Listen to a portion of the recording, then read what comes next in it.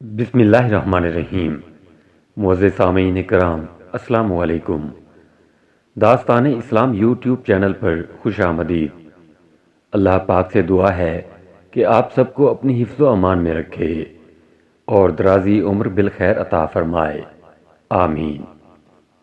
سامعین کرام، اس ویڈیو کا عنوان ہے ماہ رمضان المبارک کی فضیلت۔ رمضان کا مہینہ وہ ہے جس میں قرآن اتارا گیا ہے، جو لوگوں کے لیے ہدایت ہے اور جس میں رہنمائی کرنے والی اور حق و باطل میں امتیاز کرنے والی واضح نشانیاں ہیں۔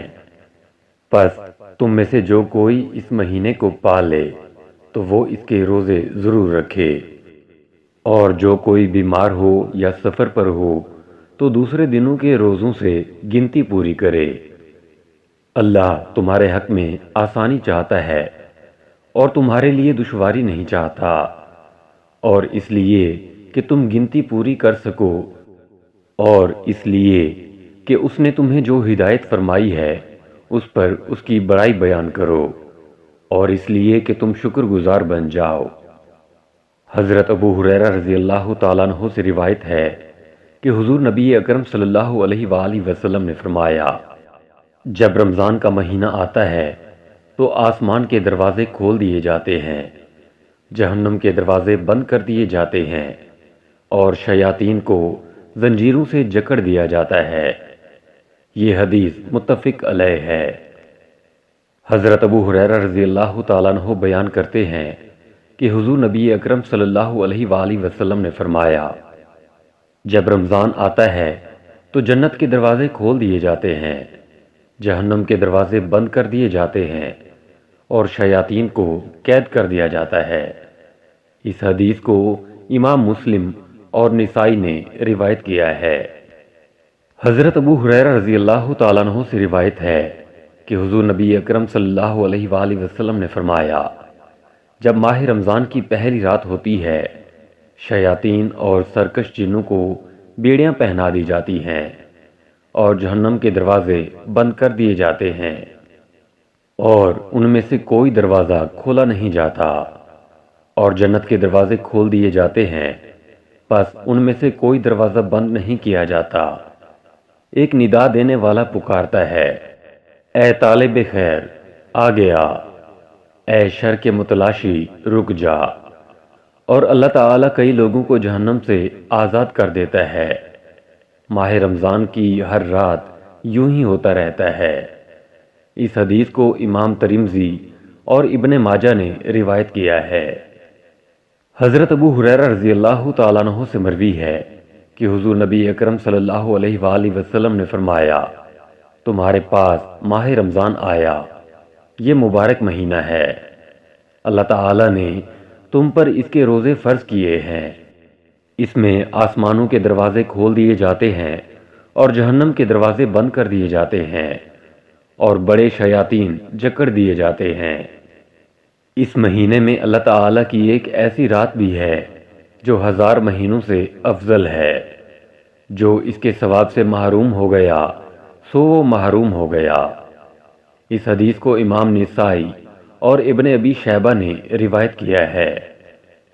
حضرت انس رضی اللہ تعالیٰ عنہ سے مروی ہے، انہوں نے بیان کیا، میں نے رسول اللہ صلی اللہ علیہ وآلہ وسلم کو فرماتے ہوئے سنا، رمضان المبارک کا مقدس مہینہ آ گیا ہے، اس میں جنت کے دروازے کھول دیے جاتے ہیں اور دوزخ کے دروازے بند کر دیے جاتے ہیں۔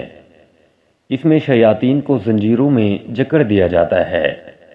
وہ شخص بڑا ہی بد نصیب ہے جس نے رمضان کا مہینہ پایا لیکن اس کی بخشش نہ ہوئی۔ اگر اس کی اس مغفرت کے مہینے میں بھی بخشش نہ ہوئی تو پھر کب ہوگی؟ اس حدیث کو امام ابن ابی شیبہ اور طبرانی نے روایت کیا ہے۔ حضرت ابو ہریرہ رضی اللہ تعالیٰ عنہ بیان کرتے ہیں کہ رسول اللہ صلی اللہ علیہ وآلہ وسلم نے فرمایا، 5 نمازیں اور ایک جمعہ سے لے کر دوسرا جمعہ پڑھنا، اور ایک رمضان سے دوسرے رمضان کے روزے رکھنا، ان کے درمیان واقع ہونے والے گناہوں کے لیے کفارہ بن جاتے ہیں، جب تک کہ انسان گناہ کبیرہ نہ کرے۔ اس حدیث کو امام مسلم، ترمذی اور ابن ماجہ نے روایت کیا ہے۔ حضرت ابو ہریرہ رضی اللہ تعالیٰ عنہ بیان کرتے ہیں کہ رسول اللہ صلی اللہ علیہ وآلہ وسلم نے حلفاً فرمایا، تم پر ایسا مہینہ سایہ فگن ہو گیا ہے کہ مسلمانوں پر اس سے بہتر مہینہ اور منافقین پر اس سے بڑھ کر برا مہینہ کبھی نہیں آیا۔ پھر دوبارہ رسول اللہ صلی اللہ علیہ وآلہ وسلم نے حلفاً ارشاد فرمایا، اللہ تعالیٰ اس مہینے کا ثواب اور اس کی نفلی عبادت اس کے آنے سے پہلے لکھ دیتا ہے، اور اس کی بدبختی اور گناہ بھی اس کے آنے سے پہلے لکھ دیتا ہے، کیونکہ مومن اس میں انفاق کے ذریعے قوت حاصل کر کے عبادت کرنے کو تیاری کرتا ہے، اور منافق مومنوں کی غفلتوں اور ان کے عیب تلاش کرنے کی تیاری کرتا ہے۔ اس حدیث کو امام ابن خزیمہ، احمد اور بہقی نے روایت کیا ہے۔ حضرت کعب بن عجرہ رضی اللہ تعالیٰ عنہ بیان کرتے ہیں کہ رسول اللہ صلی اللہ علیہ وآلہ وسلم نے فرمایا، ممبر کے پاس آ جاؤ۔ ہم آ گئے۔ جب ایک درجہ چڑھے تو فرمایا آمین، جب دوسرا چڑھے تو فرمایا آمین، اور جب تیسرا چڑھے تو فرمایا آمین۔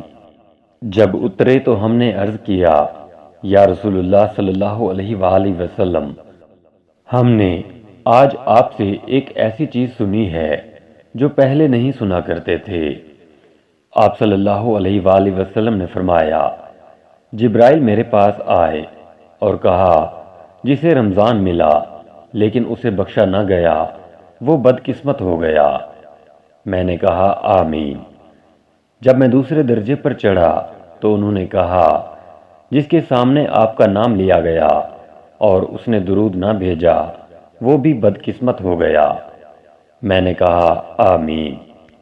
جب میں تیسرے درجے پر چڑھا تو انہوں نے کہا، جس شخص کی زندگی میں اس کے ماں باپ دونوں یا ان میں سے ایک بوڑھا ہو گیا اور انہوں نے اسے خدمت و اطاعت کے باعث جنت میں داخل نہ کیا وہ بھی بدقسمت ہو گیا۔ میں نے کہا آمین۔ اسے امام حاکم، ابن حبان، ابن خزیمہ، بہقی اور ابن ابی شیبہ نے روایت کیا ہے۔ امام حاکم نے فرمایا، یہ حدیث صحیح الاسناد ہے۔ حضرت ابو مسعود غفاری رضی اللہ تعالیٰ عنہ بیان کرتے ہیں، رمضان کا مہینہ شروع ہو چکا تھا کہ ایک دن میں نے رسول اللہ صلی اللہ علیہ وآلہ وسلم کو فرماتے ہوئے سنا، اگر لوگوں کو رمضان کی رحمتوں اور برکتوں کا پتہ ہوتا تو وہ خواہش کرتے کہ پورا سال رمضان ہی ہو۔ اس حدیث کو امام بہقی اور ابن خزیمہ نے روایت کیا ہے۔ حضرت سلمان رضی اللہ تعالیٰ عنہ بیان کرتے ہیں کہ رسول اللہ صلی اللہ علیہ وآلہ وسلم نے شعبان کے آخری دن ہمیں خطاب کیا اور فرمایا، اے لوگو، تم پر ایک عظیم و شان اور بابرکت مہینہ سایہ فگن ہو گیا ہے۔ اس میں ایک ایسی رات ہے جو 1000 مہینے سے بہتر ہے۔ اللہ تعالیٰ نے اس کے روزوں کو فرض کیا ہے اور راتوں کے قیام کو نفل۔ جو شخص اس میں قرب الہی کی نیت سے کوئی نیکی کرتا ہے اسے دیگر مہینوں میں ایک فرض ادا کرنے کے برابر سمجھا جاتا ہے، اور جو شخص اس میں ایک فرض ادا کرتا ہے گویا اس نے باقی مہینوں میں 70 فرائض ادا کیے۔ یہ صبر کا مہینہ ہے اور صبر کا ثواب جنت ہی ہے۔ یہ غم خاری کا مہینہ ہے۔ اس مہینے میں مومن کا رزق بڑھا دیا جاتا ہے۔ جو شخص کسی روزہ دار کو افطاری کراتا ہے اس کے گناہ معاف ہو جاتے ہیں اور اسے دوزخ سے آزاد کر دیا جاتا ہے، نیز اسے اس روزہ دار کے برابر ثواب ملتا ہے۔ اس سے اس کے ثواب میں کوئی کمی واقع نہیں ہوتی۔ صحابہ نے عرض کیا، یا رسول اللہ صلی اللہ علیہ وآلہ وسلم، ہم میں سے ہر ایک روزہ افطار کرانے کی طاقت نہیں رکھتا۔ رسول اللہ صلی اللہ علیہ وآلہ وسلم نے فرمایا، یہ ثواب اللہ تعالیٰ ایک کھجور کھلانے یا پانی پلانے یا دودھ کا ایک گھونٹ پلا کر افطاری کرانے والے کو بھی دے دیتا ہے۔ اس مہینے کا ابتدائی حصہ رحمت ہے، درمیانی حصہ مغفرت ہے اور آخری حصہ دوزخ سے آزادی ہے۔ جو شخص اس مہینے میں اپنے ملازم پر تخفیف کرتا ہے، اللہ تعالیٰ اسے بخش دیتا ہے اور اسے دوزخ سے آزاد کر دیتا ہے۔ اس میں 4 کام زیادہ سے زیادہ کرنے کی کوشش کرو۔ 2 کاموں کے ذریعے تم اپنے رب کو راضی کرو گے اور 2 کاموں کے بغیر تمہارے لیے کوئی چارہ کار نہیں۔ جن 2 کاموں کے ذریعے تم اپنے رب کو راضی کرو گے ان میں سے ایک لا الہ الا اللہ کی گواہی دینا ہے اور دوسرا اس سے بخشش طلب کرنا ہے۔ جن 2 کاموں کے بغیر تمہارے لیے کوئی چارہ نہیں ان میں سے ایک یہ ہے کہ تم اللہ تعالیٰ سے جنت کا سوال کرو اور دوسرا یہ ہے کہ دوزخ سے پناہ مانگو۔ جو شخص روزہ دار کو پانی پلائے گا اللہ تعالیٰ اسے میرے حوض سے پانی پلائے گا، اسے جنت میں داخل ہونے تک پیاس نہیں لگے گی۔ اس حدیث کو امام ابن خزیمہ اور بہقی نے روایت کیا ہے۔ حضرت جابر بن عبداللہ رضی اللہ تعالیٰ عنہما بیان کرتے ہیں کہ رسول اللہ صلی اللہ علیہ وآلہ وسلم نے فرمایا، میری امت کو ماہ رمضان میں 5 تحفے ملے ہیں جو اس سے پہلے کسی نبی کو نہیں ملے۔ پہلا یہ ہے کہ جب رمضان کی پہلی رات ہوتی ہے تو اللہ تعالیٰ ان کی طرف نظر التفات فرماتا ہے اور جس پر اس کی نظر رحمت پڑ جائے اسے کبھی عذاب نہیں دے گا۔ دوسرا یہ ہے کہ شام کے وقت ان کے منہ کی بو اللہ تعالیٰ کو کستوری کی خوشبو سے بھی زیادہ اچھی لگتی ہے۔ تیسرا یہ ہے کہ فرشتے ہر دن اور ہر رات ان کے لیے بخشش کی دعا کرتے رہتے ہیں۔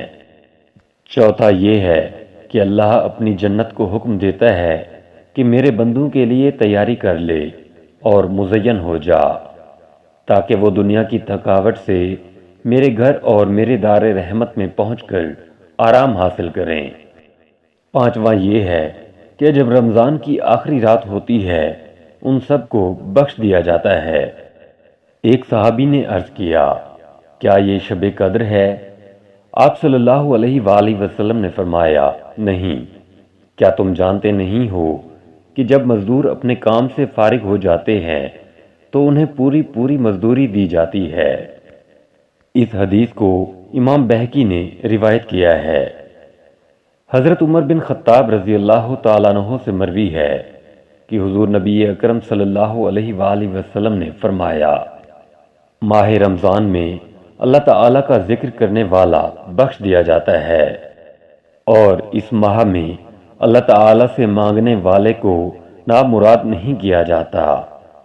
اس حدیث کو امام طبرانی اور بہقی نے روایت کیا ہے۔